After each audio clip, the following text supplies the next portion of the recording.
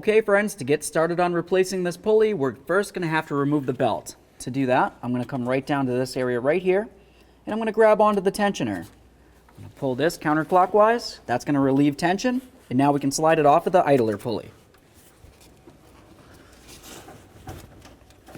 With the belt out of the way, let's continue on by removing the bolt for the idler pulley here.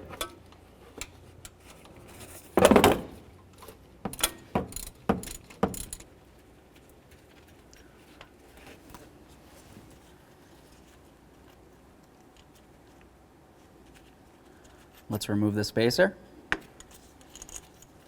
There it is, friends. Okay, now it's time to install our brand new idler pulley. Something that you're going to notice is this beveled area right here is going to be different than your original. So, this little washer right here, which is pretty much just a protective cover, you really can't use it in there, so we're just going to omit this. We'll set it aside. Now on the back side here, we're going to make sure that we install our spacer. Go ahead and wipe this down, make sure it's clean and free of any debris. Go ahead and slide the spacer on there. Now we're going to take our mounting bolt, slide it right through.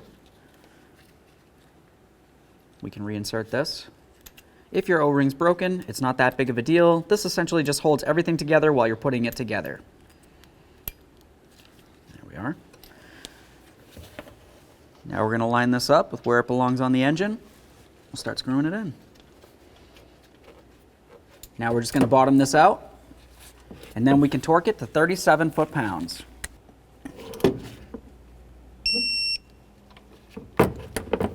All right, now it's going to be time to put the belt on. If for some reason it fell off of all the pulleys, you can just go ahead and look at the sticker that's right on your cowl and see what it's supposed to be. All right, let's go ahead and relieve tension. We're going to take this, bring it right around that idler pulley. Double check all of your pulleys, make sure the belt's sitting on properly. Okay friends, we got the pulley back on there. What's left to do now? Now you're just going to want to make sure that you double check to make sure the belt is sitting on all the pulleys properly. If it's off by just one groove, you could potentially cause a lot of damage to your belt and you're going to have to replace it. After you're sure it's perfect, go ahead and start up the truck, let it run for a minute, turn it back off, and triple check the belt. After that, take it for a road test.